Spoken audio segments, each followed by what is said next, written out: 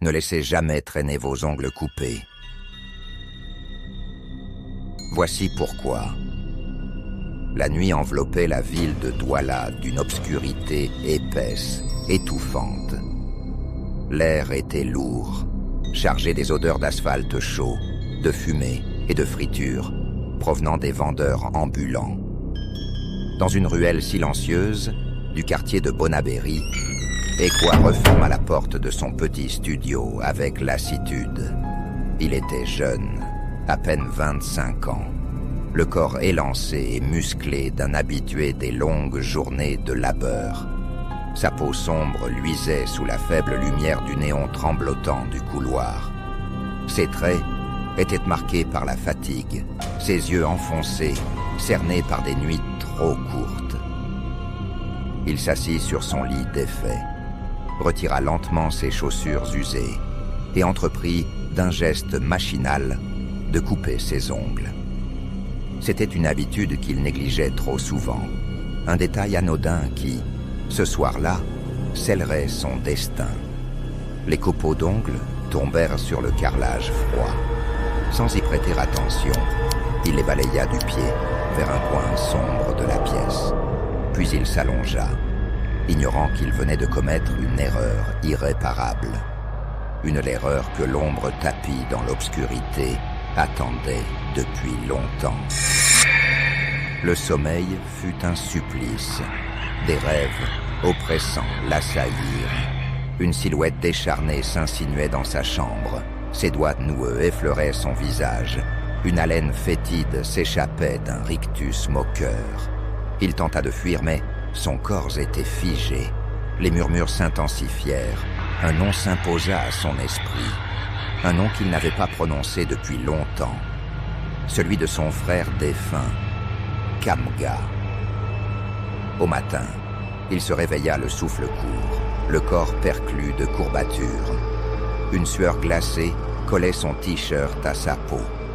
Il se força à penser qu'il s'agissait d'un simple cauchemar. Mais les jours suivants, quelque chose changea. Une présence l'épiait dans l'ombre. Chaque nuit, il était réveillé par des bruits indistincts, des frottements, des chuchotements rauques, des souffles trop proches. Les ombres du soir semblaient s'étirer vers lui, murmurant des promesses d'encre de malheur. Une nuit, en s'observant dans le miroir fêlé de sa salle de bain, il eut un frisson. Ses ongles, qu'il avait coupés quelques jours plus tôt, avaient repoussé, plus longs, plus noirs. Une angoisse sourde s'empara de lui. Le lendemain, ils avaient encore poussé, plus épais, recourbés comme des griffes. Il tenta de les couper à nouveau, mais dès que les lames des ciseaux tranchèrent la kératine, une douleur fulgurante remonta jusqu'à ses os. Le sang perla. Un rire résonna dans son esprit, grinçant, moqueur.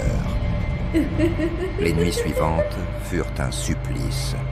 Dans les reflets de l'eau, sur les vitres poussiéreuses des voitures, dans l'obscurité des ruelles, un visage familier apparaissait. Des yeux noirs, brûlants de rancune. Une silhouette qu'ils croyaient enterrée dans la terre rouge de leur village natal. L'ombre de Kamga. Terrorisé, il chercha refuge chez son oncle, le vieux Ngwele, un ancien guérisseur que l'on disait versé dans les arts mystiques. Ngwele était un homme au regard perçant, aux cheveux crépus grisonnants, à la stature imposante malgré son âge avancé. Son visage était marqué par les années et par le savoir ancestral qu'il portait comme un fardeau. Il écouta son récit sans l'interrompre, hochant la tête d'un air grave. Puis après un long silence, il murmura d'une voix rauque que la porte avait été ouverte et que l'ombre ne repartirait pas sans un prix. Un frisson glacé parcourut l'échine d'Ekwa. La voix de l'ancien semblait résonner dans un autre monde, lourde de présages funestes. Il demanda alors, la gorge serrée, comment l'arrêter. Le vieux resta immobile un moment, avant de répondre qu'il fallait un sacrifice. L'idée lui souleva le cœur. Un sacrifice? Un innocent devait prendre sa place? Il secoua violemment la tête. Il trouverait un autre moyen. Mais les nuits devinrent insupportables. Son corps n'était plus le sien. Ses doigts se recroquevillaient malgré lui. Ses bras portaient les marques de griffures qu'il ne se souvenait pas avoir infligées. Chaque réveil le confrontait à une réalité plus effroyable encore. Puis un soir, alors qu'il observait ses mains sous la faible lueur d'une lampe à pétrole, il vit l'impensable. Sous sa peau, quelque chose bougeait. Une démangeaison atroce s'empara de ses doigts, une brûlure intérieure.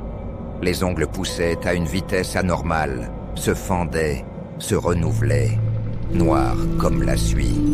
Une douleur insoutenable lui arracha un hurlement. La chambre se referma sur lui dans un étau d'ombre. L'obscurité s'épaissit, avalant les murs, étouffant l'air. Puis, une voix s'éleva, sifflante, victorieuse. C'était fini.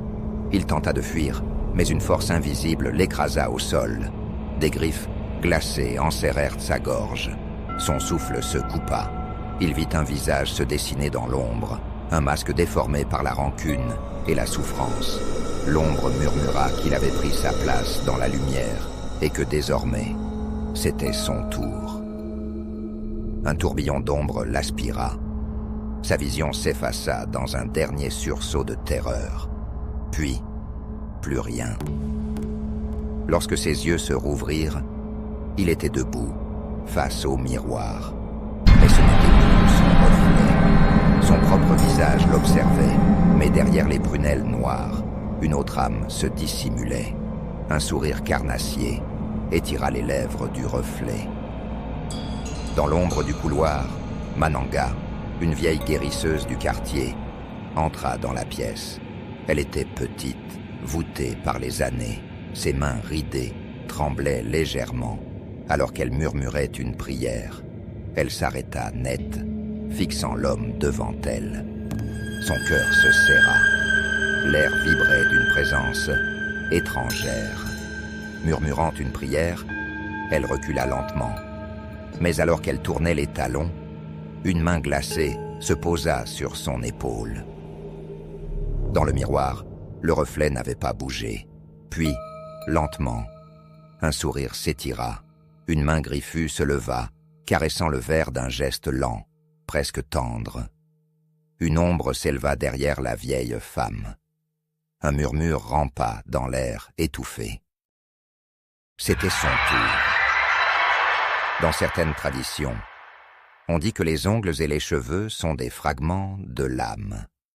Laisser traîner ses ongles, c'est offrir une partie de soi à des forces que l'on ne comprend pas. Ne les abandonnez jamais au hasard. Merci d'avoir écouté cet épisode.